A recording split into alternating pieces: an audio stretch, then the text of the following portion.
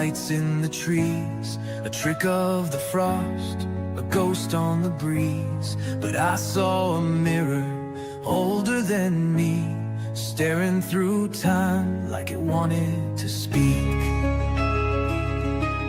The forest went silent, the world held its breath. Something was watching beyond life and death.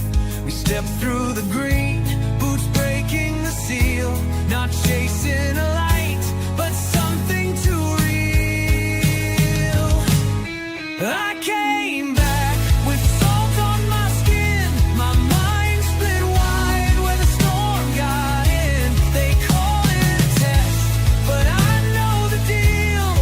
History blinks beneath the green veil. Yeah. And good evening, everyone, and welcome to our review of Chapter 7 of the Reclamation Code and our preview of Chapter 8, Shadow Mirror.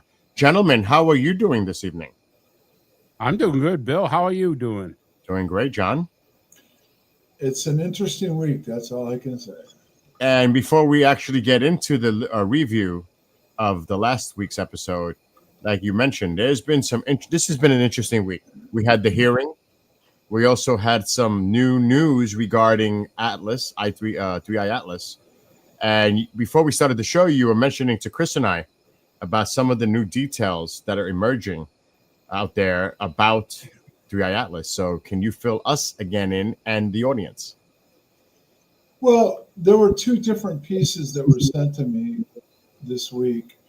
One, and they're both being evaluated by people. I haven't vetted the people, but they appear to be people that are involved in science and understand what's going on. And the one particular piece was laying out what the characteristics of what Atlas is showing to include is turning green. It's got plasma around it, which was talked about last week too, but it's not showing the characteristics of a comet in a lot of different ways. And I think more and more people, because so much else is going on too, haven't been following as closely. But with some of this new data coming out, people are starting to wonder a little bit about what really is coming towards us. And then the other one that came out was there's been a communications from it to Earth.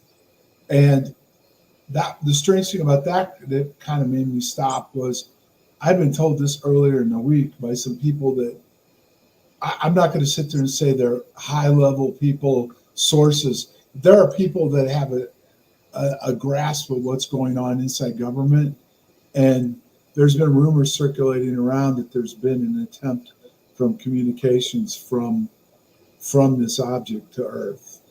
Plus, the last thing is the Earth frequencies are modulating right now. They're changing. So that's some of the other factor is people are acting strange. And I get the incident that took place midweek, but the reaction from both sides have been really, really strange. To include today, over 1 million people plus marched in England and London.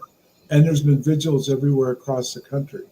So there's clearly something going on right now. Does it tie into this? I don't know for sure, but there's a lot of weird stuff happening all at once. Chris, what's your take? Well, I'm just pulling up this and that they're calling it Atlas is wrapped around some kind of carbon dioxide fog that they're saying now.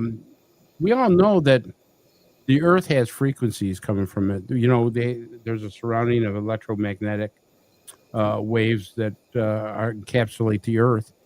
And if John is saying what's correct is that the frequencies are starting to modulate here on Earth, I'm not a big fan of coincidences. You know, it happens that this is all of a sudden starting where we're getting this frequency change or modulation change and stuff.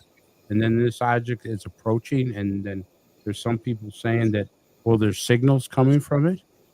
I mean, maybe it's not communicating with us. Maybe it's communicating with something within the Earth. I would also keep in mind that October 29th seems to be a date of interest. I believe that's the day where it's going to come from behind the sun because it's going to be pretty much blocked by our sun. and then it may come into a visual aspect, whether we see it with the James Webb, the Hubble, whatever other satellites or anything that we can use to detect it and analyze it better. But that seems to be the date a lot of people are pointing to. Even Luna mentioned that date specific. You guys hearing anything about this? Well, there's one more thing that I'll address. Okay. It hasn't been made public yet, but the actual sun is partly involved with all this, and it's going to get close to the sun first. So it could very well be whatever this is. And here's where it's interesting. There's people speculating. Well, some people just believe it's a comet, which it could be. Some people think it's an alien invasion, probably doubtful.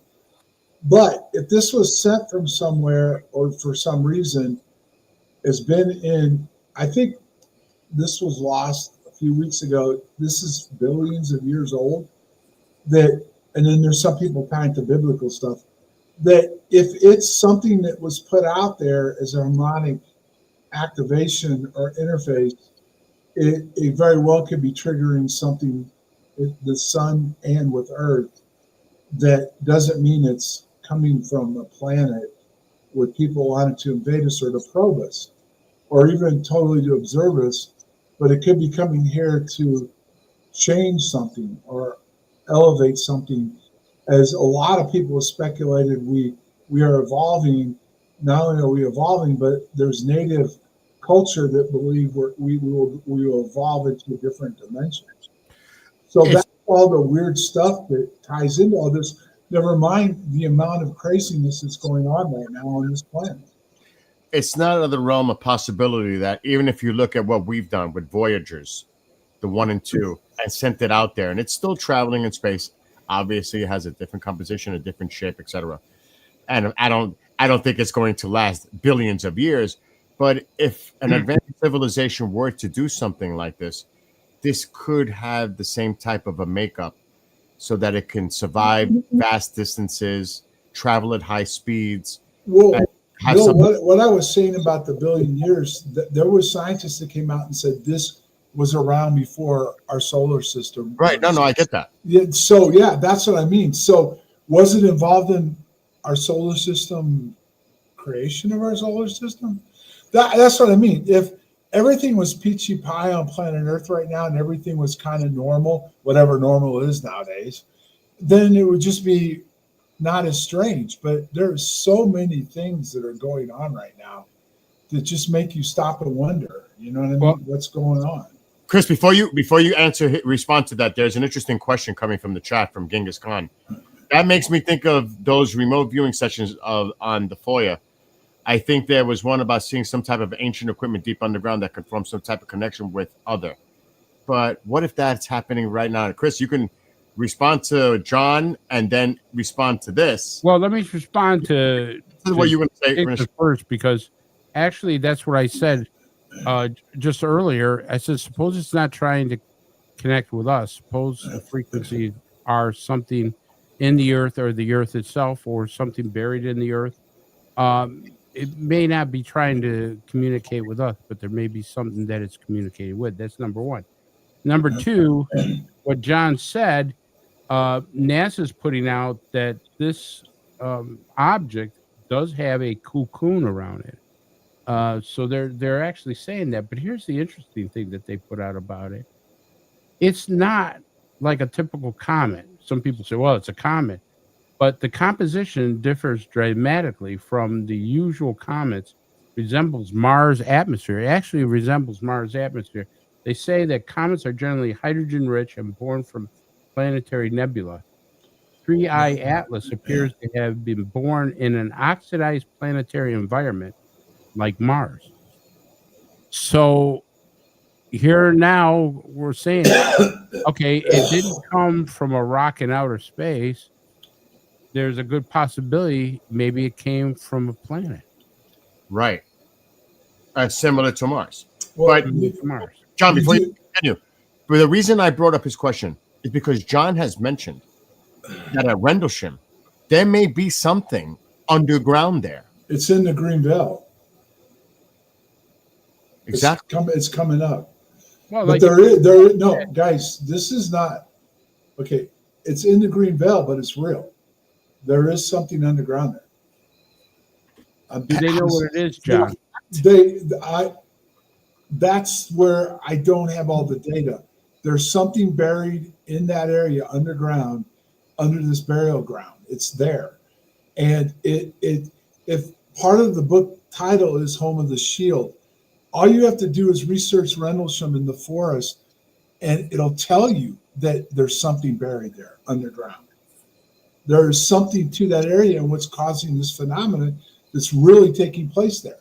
So none of this is science fiction that we're talking about right now. And I think somebody said similar areas around the world. There are other areas around the world that are like Rendlesham. Rendlesham is real. Rendlesham has something buried underground, and there's a phenomenon there, just like there is in other areas of the world. All right, This John, is not science fiction. This is real. let me ask you this. If we know that there's something buried there, would you think that by now that they either know what it is or try to dig it up? I would think their first thought is, well, there's something buried there. Maybe we ought to find out what it is. There's a good possibility it has been done, yes. Now, just remember one thing. This is where it gets really kind of hokey, but go to Indiana Jones. If you disturb certain areas, certain things can go wrong. So what's buried there is buried under an ancient burial ground of a civilization that existed a long time ago. All right, that's interesting because I've never heard of Rendlesham having a burial ground. So, Oh, it's in the weaponization book. It's in the book. When we went over there, we went out to the area where the burial grounds are, and within the burial grounds when we were there were weird orbs and stuff that showed up in pictures when we were standing out there in this area. It's Soho or something, I can't remember. I don't have the notes in front of me, but there's a very ancient culture that was there that is buried there, and there's something buried underground there, for real. This is not made up science fiction. All right. And one last thing, I'm not over there, but I've had 2 people contact me and tell me in the past 10 days the place is becoming active again. when you say active, what do you mean by active? Stuff is starting to happen in the forest area with orbs and different things. Same thing as before, then. Yes, the same thing as before. Okay. And that's interesting because the last time we talked about the Green Veil, we were focused on Jack Barrett, that it was communicating with him. It was focusing its attention, this frequency, this harmony that was taking place was focusing on Jack. And that Jack, when he was, let's say, in that portal or that dimensional bubble that was in there, was actually giving a signal out to people on the outside that they could record. I don't know if they could interpret, but they could record that harmonic signal. Because remember, Sergeant B,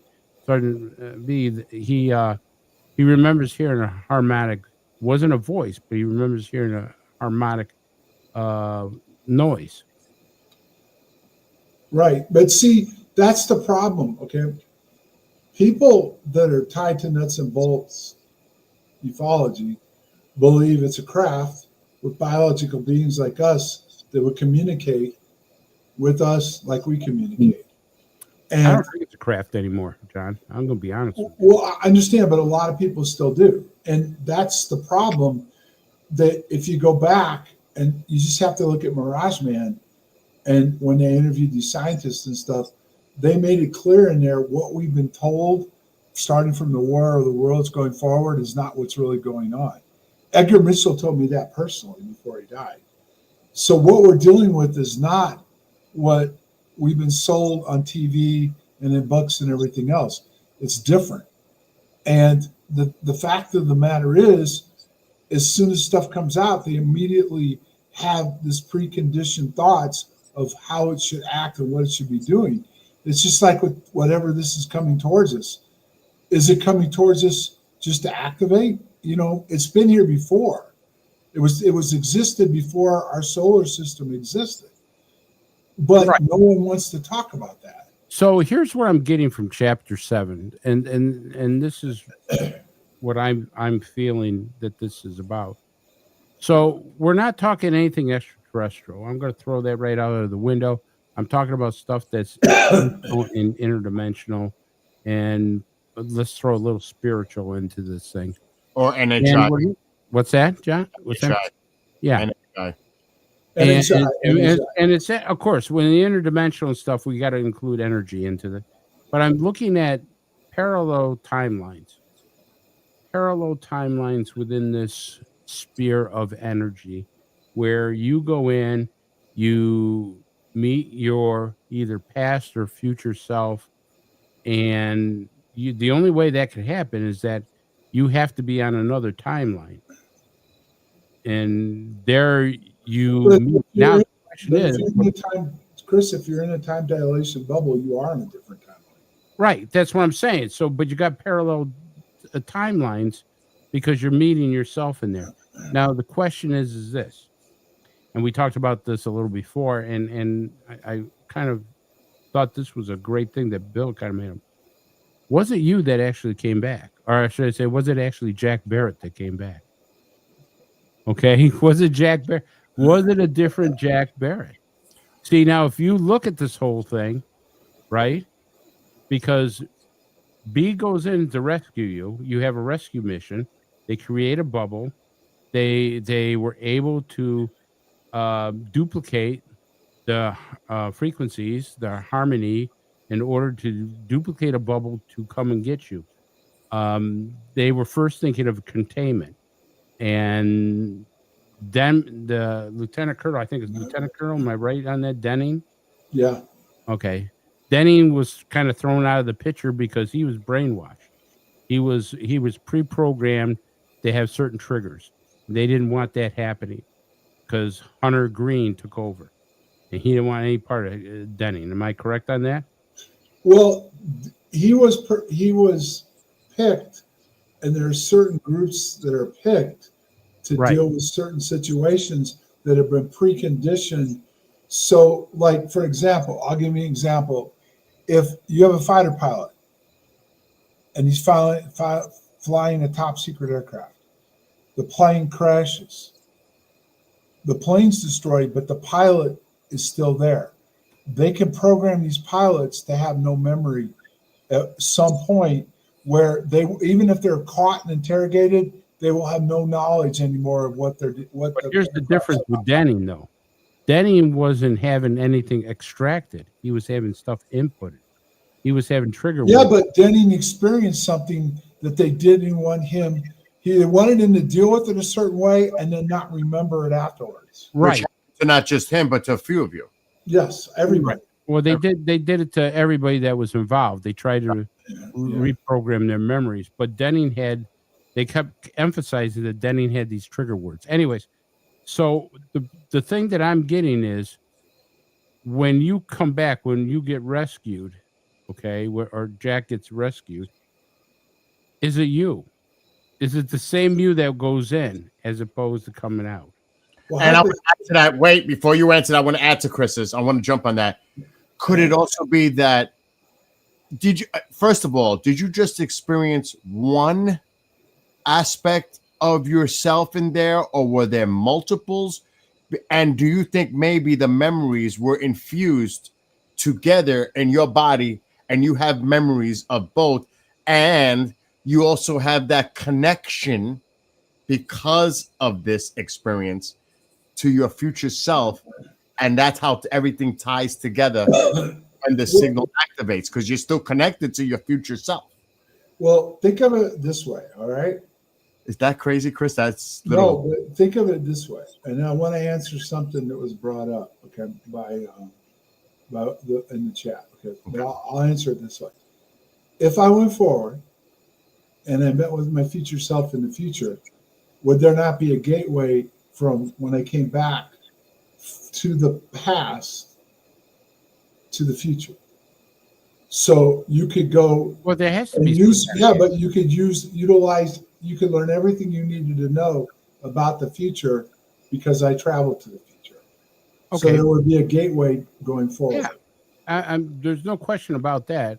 There's no Right. dispute about that. But what I'm saying to you is that when Sergeant B goes into the time dilation and he sees you, is it you, the actual Jack Barrett that goes in, as Couldn't be. opposed to another It, Jack could, Barrett that comes it out? couldn't be. It couldn't be totally me because I left and I phased into the Right. future, and I came back. So that would have changed me. I mean, real And world, that's right. real world is what is this group trying to study? They're trying to study people's DNA And and consciousness. their consciousness. Right. So that's real. That's Well, not that's made up. actually answering my question, John, is that you were not the same Jack There's a Barrett. good that chance. goes You're in right. There's a and good that chance comes out. I changed. Right now, to answer the No, question before we go this is a further. different Jack Barrett. Why is he on the show? It's not the same guy we know. Well, listen, it said what was going on at the time. Okay, 1980. 1980. During our event, our 3-night event, the Buddhist monks were in Hopi, in the enclave with the Hopi elders. They were inside together during the time of our event. I found evidence of that for real. So the Buddhism and Native were working together when our event took place in Hopi, in Arizona. Completely unaware, obviously, of what was going on in Rendlesham. Were they? Or were they influencing Rendlesham? Guess who showed up and showed interest in Jack Barrett? You mentioned this in the past on past shows, Yeah. that the Hopis had that understanding about the DNA and the awakening and the resonance and the harmonics within all of us. We all have. And what is Buddhism all about? Fill me in. Consciousness, collective consciousness. They were together at that time in Hopi during our event. And the Hopi showed up later and showed interest in what happened. That's interesting. Now I have Chris, follow me on this because I'm just, you know how this is evolving, coming up with different concepts, ideas of how this is moving forward. When this experiment occurred, what this project, and it was all about the Soviet satellite, did they know, obviously, that this was going to be the side effect? I believe you said no, this was something else that happened on the field. You guys happened to be there at the time. I'm not so sure if this was purposely planned, that you guys were out there at that certain time when this was going down. But my further question is, did that incident also help discover a connection to what was on the ground? Or did they already know something was on the ground and they were doing it there for a reason to see if it would activate under these circumstances? That's coming up. I'm just telling you, it's all explained coming up. Well, you know, the one thing that is interesting that we find out, you will find out, is what happened with the Soviet satellite. Mm-hmm. Because the Soviet satellite now puts a spin on what they were actually trying to do. The other thing is too, Which is chapter 8, folks. right? The other thing is too, is that Jack Barrett was instructed to go back into that the second time around. It wasn't an accident. Him and Sergeant B were instructed to go there. Now, the question I have for you is John, why did Jack Barrett get taken and not Sergeant B? Sergeant B was not taken the same as Jack Barrett. Well, it's possible I didn't totally return from the first encounter. Okay, but would Sergeant B be returning as the same? Well, what if what returned the first time was from the future, not the present? That's what I was trying to We figure were saying out. that earlier, John, that you and I, the same Jack Barrett that went in. But that doesn't mean came back that out. the second encounter happened the future went back and the present came back. I understand, but what I'm saying to you is that the Jack Barrett that went into that vortex is not the same Jack Barrett that came out The second Not- time. the second time. Yes, could be very possible. And the first time, I believe that something, not physically, but probably implanted with a frequency or something. I believe I said this before, and I'll say it again. You were a conduit because you were giving off signals that they were tracking. Could be. Could Also, You wait can't- a minute. Now, wait a minute. I want to throw another curveball. there we go. Okay, let's just say the first time was an accident. Yeah. I went and I didn't come back.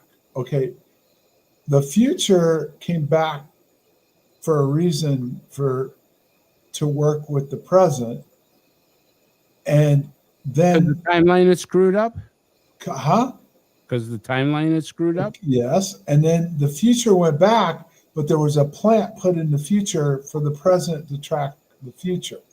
Now, I'll give you an example of how you could think of this hypothetically. There was a TV show, all right, and wanted to steal a nuclear bomb. They went back and stole it, and they hid it. Then they went back to the present, and then the nuclear bomb, they knew where it was buried, and they uncovered it and then utilized it. So back in the past, it was a lot easier to do things than there is in the future. So they stole something from the past, buried it, knowing they knew where it would be when they went back to the future timeline. Is this also? I mean, there's something like you said that's buried underneath Rendlesham and possibly in other locations around the globe. Yes. Could have done that intentionally the same way. Could the future came back to do what? To put something underground to activate later on in the future. That could have happened, yes. How do we know it wasn't a lost civilization? A civilization that, remember, the Earth is what, 4.5 billion years old? Yeah. I believe that there's been many civilizations besides us. I think that, during the course of those years, civilization has started again and again and again. Right. And actually, the Bible claims we had the great flood and wiped everything out. Right. And then it came back. Right. Sumerians also describe it, the flood, the great flood as well, which is actually older than biblical record. We don't know the technology that other civilizations have had here on Earth. They could have been more advanced than us, or more primitive than us. And what's buried there could be ours, or it could be somebody else's. Right, Well, John? Is it all connected to NHI of the future? Not extraterrestrial. This is some type of an interdimensional NHI consciousness thing that we're dealing One thing John has never done, he's never used the word alien. with. No. Nope. He's always used NHI AI. Well, even way back, I never called it alien. Right. That's what it says. You never used the word Yeah. Right. Yeah. and stuff. So Right. that leads me to believe that this was something on within interdimensional vortex. Okay, go ahead, Bill. Raise my hand. Only because let's just say, I'm just saying, if something is sending out a signal as an activation, a resonance, Right. harmonic, and this is activated, say at Rendlesham and other places, is there a way that we already have the observational technology to know that the signal is actually going to be reactivated? Because I'm sure when all this was going on, they have to know when something might be about to pop off, so to speak. So you think they have equipment that can analyze and detect that the signal is about to come back the way it did in the past? They duplicated it. Exactly. So they must know, right? But you have to ask another question. hypothetically, if the future came back and planted something, would the technology of today be able to override that technology? So we don't even have a choice. It's just going to automatically activate whether we have the technology or not. It's already pre-planned. Without giving the plot away for Series 8 or Chapter 8. Chapter 8, the key that I'm thinking about would be the destiny of the Soviet satellite, what actually happened to it, because I think that kind of leans towards a lot that was going on with the way it was not discovered, but let's say downed and then rediscovered. Well, it was reported it was downed and destroyed. Yes, but that's not the case. No, it wasn't. No. Whatever happened to the team of Soviet military personnel that was there to observe? Did they get access to them and wipe their minds out too, or do you know? Yeah, they wiped them out. So everybody, like Chris said earlier, everybody was in contact or knew they took. The one thing though that I'd like to find out more about is Lieutenant Colonel Denning.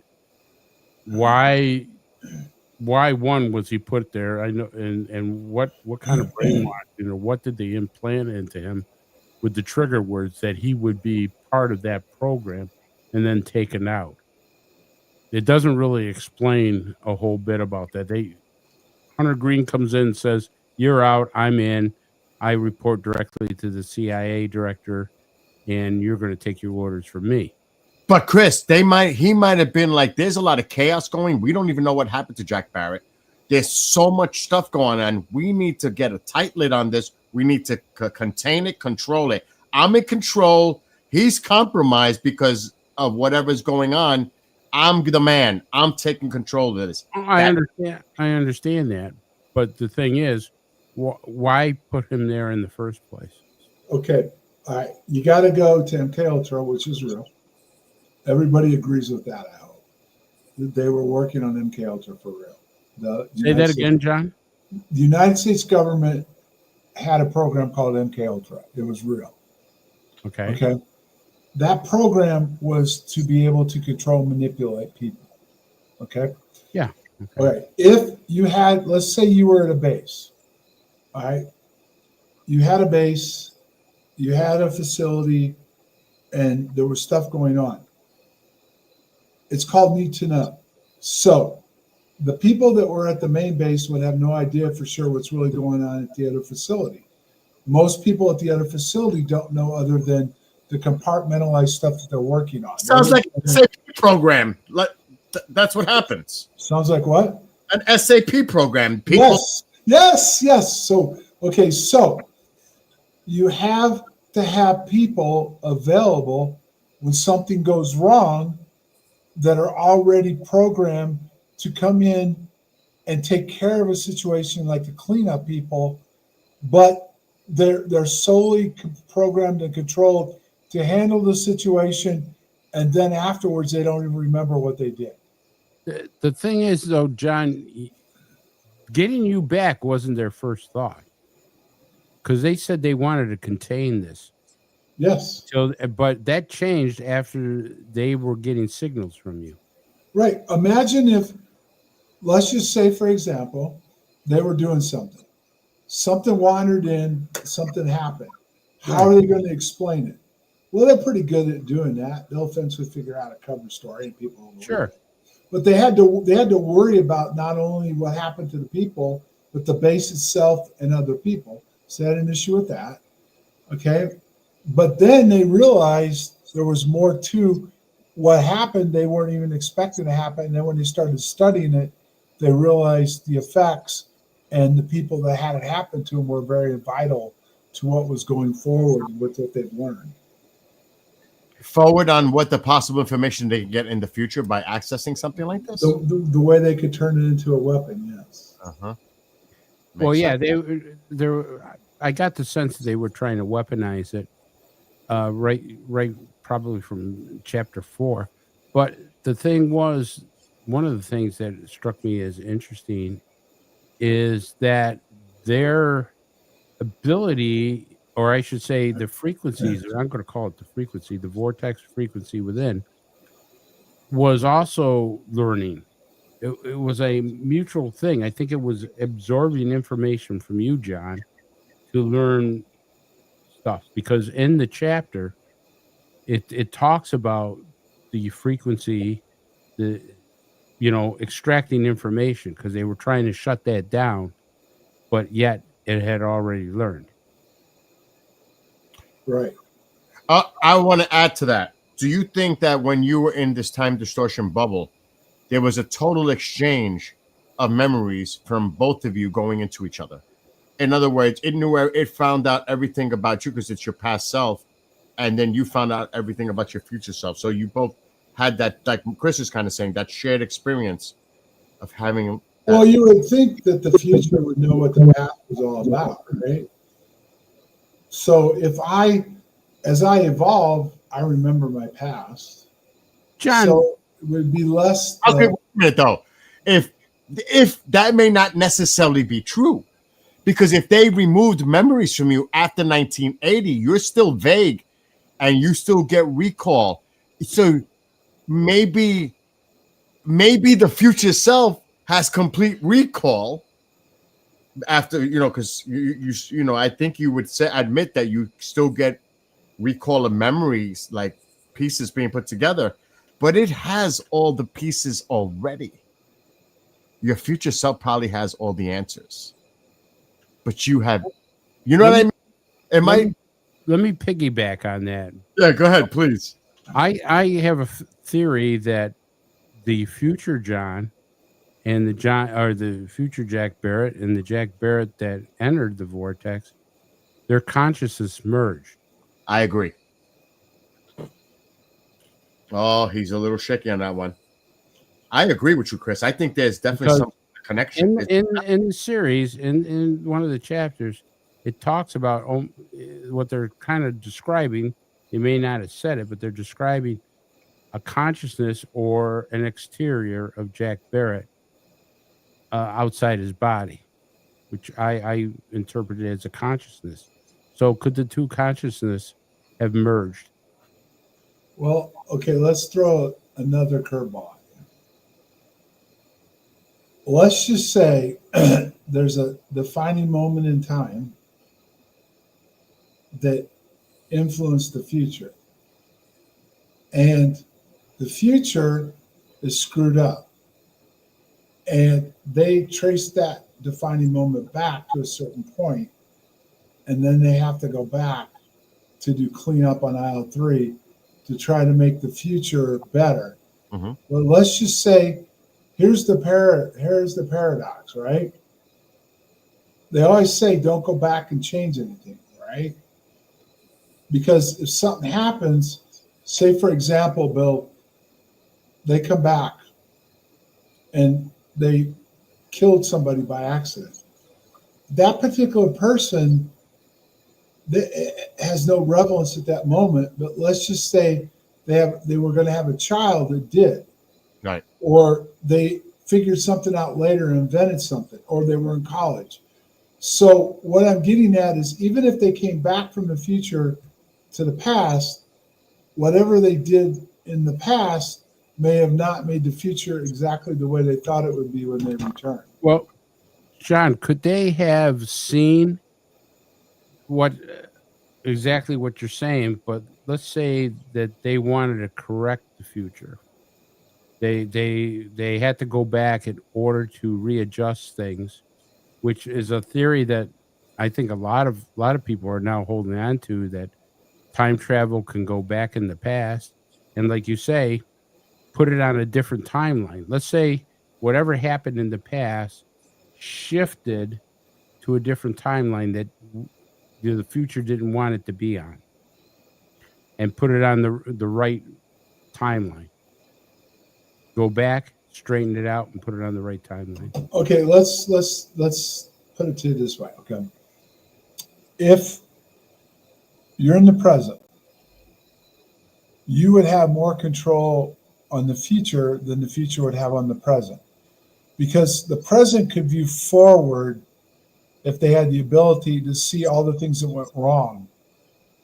And they would have a better way of controlling and keeping those things from happening. But again, even then, like I'll give you an example. Do you remember when the Hindenburg blew up? Yeah. There were people on it that died that if they hadn't died would have completely changed everything. There were people on that Hindenburg. So if you would have kept the Hindenburg from blowing up, everything going forward would have changed because of those people would have still been around. It's just like now people are shook up, right? You go back, what would the world have been like if John F. Kennedy, Abraham Lincoln, Right. all these people that have died now, if they existed and went forward, Benevolent or malevolent in nature. how much different would we be a different society if they lived instead of died? Well, of course, sure. Right. So that plays into the whole timeline theory and everything else. Now, throw in an ancient technology that can manipulate the timeline and change it completely at its own. Why do you say ancient technology if it's something that may be coming from the future? Because it's been here that long? It's been here it's been here forever. Yeah. What I gotta, Chris, I don't see if you follow me, because we're trying to still guess of what's coming. He's probably not going to answer this question. Which one has he answered yet? But are we dealing with human biologicals in the future who have control of this technology, this NHI, and maybe they see our current development of NHI merging with consciousness as a threat, and they're trying to change that for humanity now? How do we know? I'm guessing. What would their purpose be other than what's going on right now? What is coming up that they want to change? Because obviously it seems like it's going to happen in our present time. Remember what exactly is it? What? About seeing himself and using the movie Contact? Right. And that there was, we thought you'd be more comfortable with this figure. So, that has to play into it too. But what are we dealing with in the future? Is it a NHI consciousness itself that's doing all this? Is it biological in nature behind the technology? Like, that's what I'm fascinated on. Like, is it artificial intelligence? That's what I mean. But what's artificial intelligence is a tool of NHI. Yeah. But you even though it's a tool, you could still be directly interfacing with artificial intelligence. Right? No, well, okay. Artificial intelligence is just what we tell it. So everything we understand as humanity is going into AI. And NHI, think of it, how scary this would be if NHI could go in and manipulate that consciousness. Well, but they would have to use AI to do it, right, John? Sure. They would have to manipulate it, because what's happening right now, more and more people don't pay attention to common sense or critical thinking. They completely rely on what somebody tells them or what AI is doing. And it's happening more and more. Now, I want to answer a question. He asked about, is the Hopi prophecy true? According to the Hopi elders, yes. And I've been with them, and I've been up on Hopi. But he also, Bob asked, C&D boy says, and I don't know if this is what you're referring to, but the prophecy of the blue kachina. Yes. It is that? Yes. That is fascinating. And we're supposed to be ready to evolve to the next level coming up. And the other question is what is coming towards us, which is part of the blue kachina lore, is that the trigger? Because in their prophecy that there's something that comes to Earth and creates the next jump. The way things are going currently, we could use a change for the better, don't you think? I don't think we're ready for a change, Bill. Why would Well- anything more? Well, guys, this is where you're going to get spiritual. But if you go on what we've been taught, I'm talking about Christian. Mhm.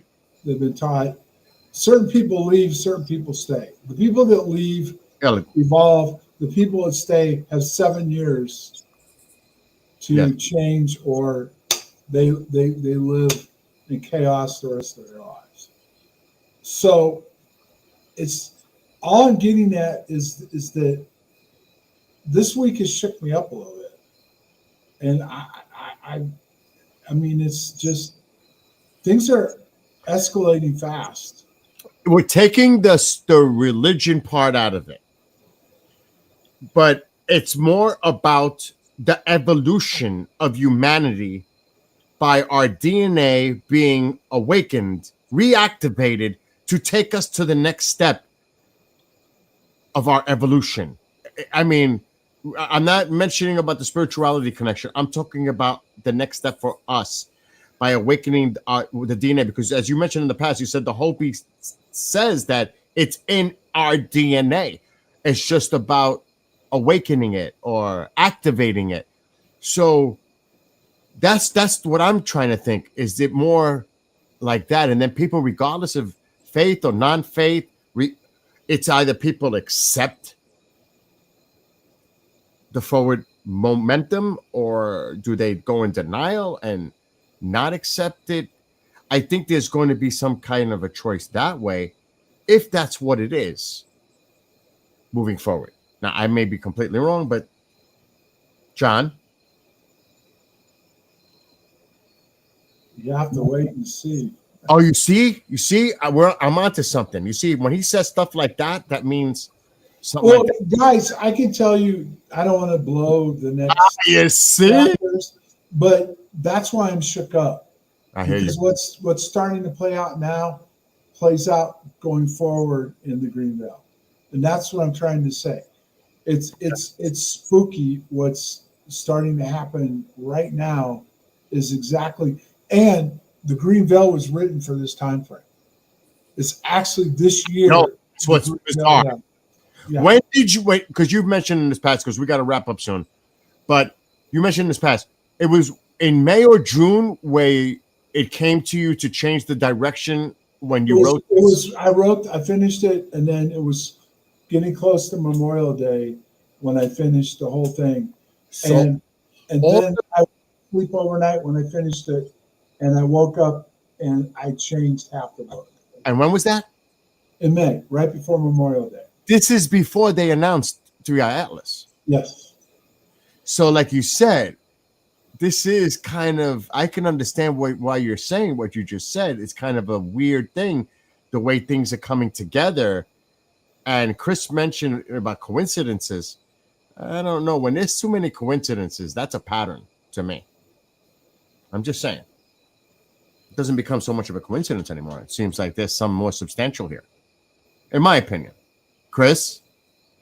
Oh, I kind of agree. I'm kind of looking at what Jiskon, or I can't pronounce his name. Genghis Khan. He's talking about kind of like multiverses, looking at the multiverses, and you know that shows like it could be multiverses.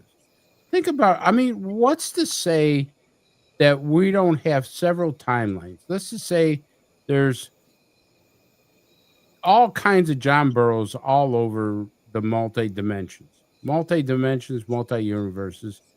And we are one of several Christopher Nolan's, Bill Skywatchers, John Burroughs. Only the timeline for all of us are different.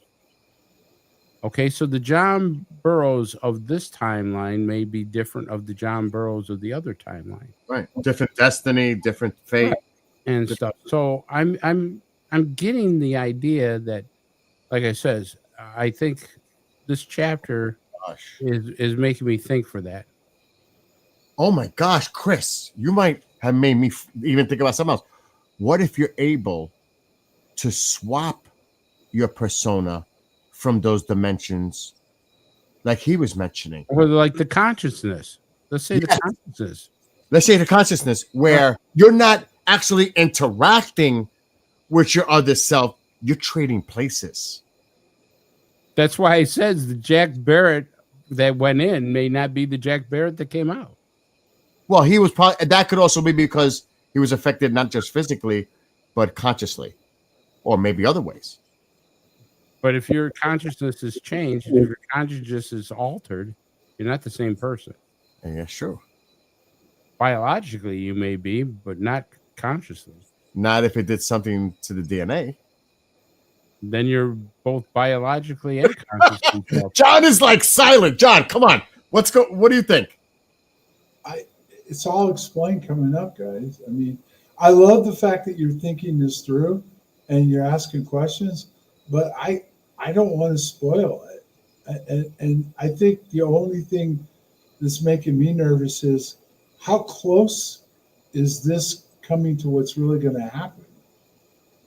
It may not be anything, but I think what you're trying to say, and let's clarify this for the audience, is that the story that you're telling here is now starting to come into realization. You wrote this as a fictional story, correct? I wrote it as fiction because the hypothesis based on the data that was, like you guys said early on, everything I talk about is real mostly. And what I mean, the technology that we are working on, doing, the capabilities and everything else. Based on all of that and what happened to us at Rendlesham, my experiences with the government and everything else, and some of the memories and stuff, I couldn't write it as real because no one would believe it. So what I'm trying to do was write it as something that very well is possible, and it could technically happen this year. But to be honest, I didn't think it would happen this year. I just figured it'd make a great story for this year, but in the future, this could really happen. But ever since I've wrote it, a lot of the flags in the story are happening for real. You know, that's what I was just about to say. There's been people who have written fictional books that have come true in the future. I think yours might be just a little sooner. I agree. You know? And that your fiction is becoming nonfiction. Yeah, but that's a little scary. I mean, it's a little scary to do that. Is what I mean is. We'll see what happens. I mean, we'll see how this plays out. John, I got to ask a serious question. And I know you've got a book coming out in November. Yeah. But if things get really serious, and I mean, like, would you release your regression, hypnosis, if that is connected to something that potentially could happen for real? Instead of waiting, like on the book, if things in the book, I'm gonna not say much about the hypnosis. I'll talk about a little bit of it. I made this clear. People that got upset about Penniston's binary, this hypnosis is at a whole different level than him coming out and saying he remembered something and wrote it down.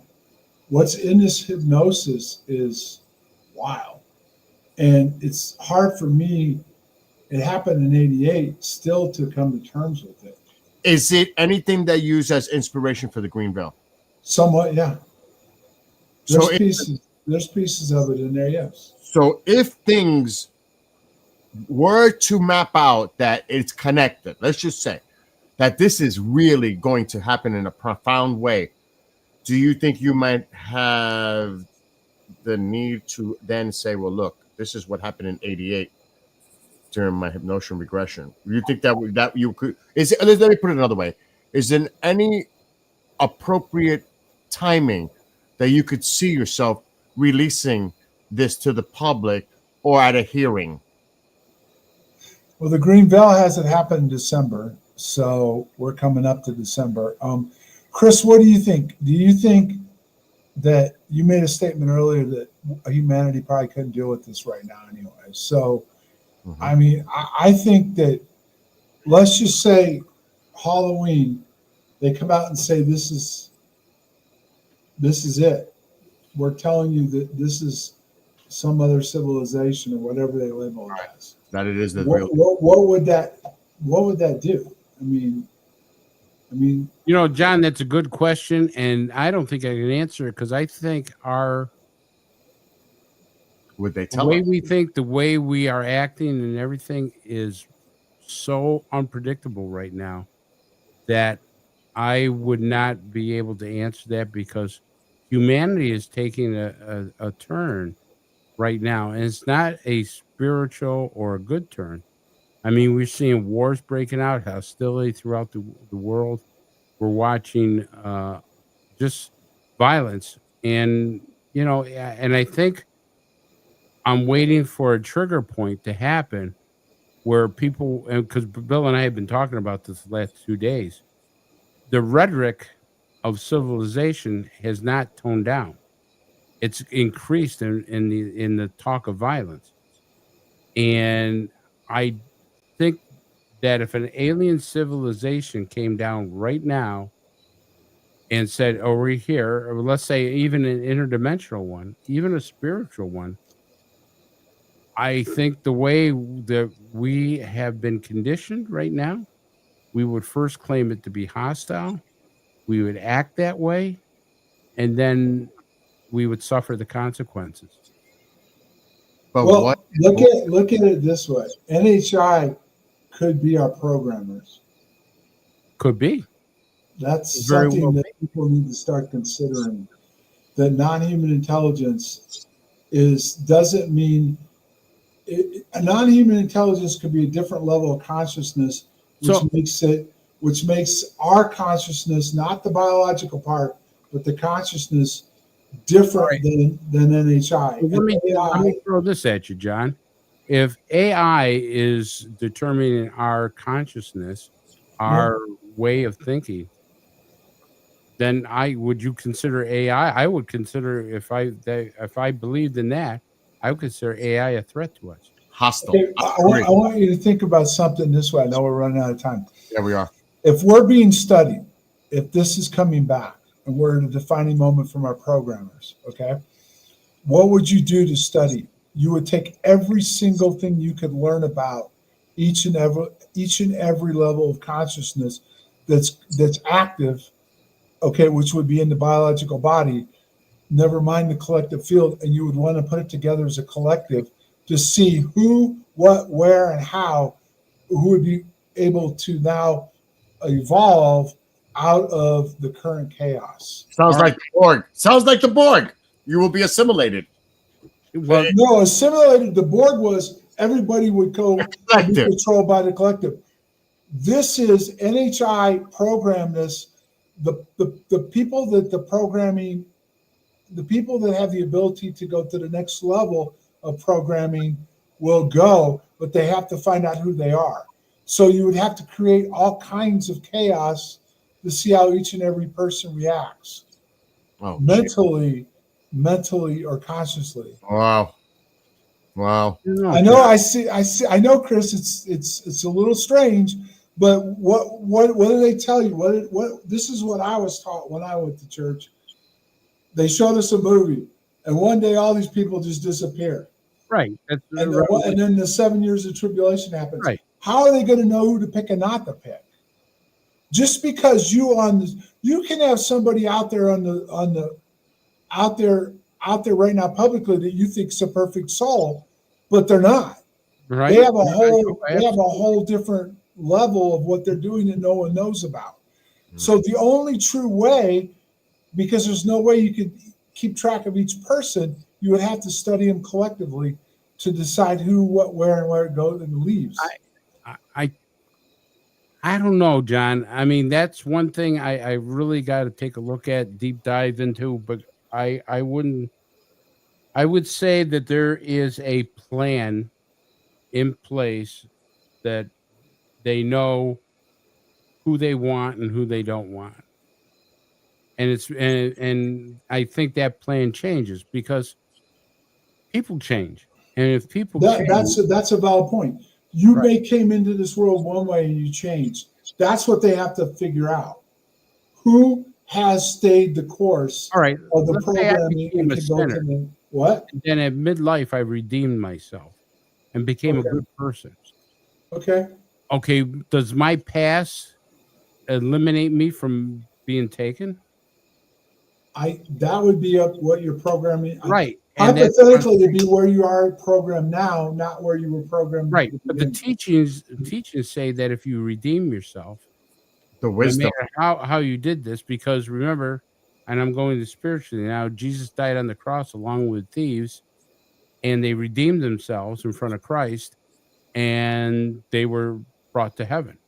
Well, the revelations say the same thing, that if you redeem yourself, I mean, yes, we are all sinners, and yes, we, in order to get to that point in time where God takes us, the Spirit takes us, we have to be semi, in concert to what He wants. But that doesn't mean people redeem themselves. See, this is a whole thing that you can go acres and Oh, acres yes. out there Got to wrap up. and change. Yeah, and Kristen, you're right, and that's what the Green Belt is all about. That's what I Right. wrote it for: to start thinking and using critical thinking skills, and stop being programmed by the way they want to program you and how they want you. Well, John, I to do. tell you, every time I do an hour with you, I get a headache. I got to go get some aspirins after. But I'm glad. So next week, Bill, what's going to happen? Yeah, but before I mention that, it's one thing. If you're going to learn from your mistakes and evolve and become a better person, or I would rather have someone that evolves and learns from mistakes than a person who repeats them. So that might be a whole part of the model too. You want something to learn from mistakes and evolve rather than repeat. Yeah, So great. that could be part of that whole thing too. That could be part of the equation. But next week I'm going to see a concert. So Chris and John, hopefully, and Commander Cobra will be here next week. I will be going to see a Rush tribute band. So I hope everybody enjoyed the show. And thank you for all those in chat participating and all those watching and listening on the network. And we will see you next week. But don't forget, Thursday, 5:30 p.m. Eastern, Chapter 8, Shadow Mirror will air. So make sure to check it out. Because like we mentioned, this is where you're going to see a lot more developing moving forward. Anyway, guys, any final words? I'm good. I'm All good. I can say is, I remember when we closed last week's show and we said, what does the next week hold for us? It was a doozy. So next week, this coming week, probably is going to be another one of those weeks where there's going to be a lot to talk about. To include tonight, we didn't even talk about the hearings that took place. Or that video with the Hellfire, which is in the tow missile or whatever.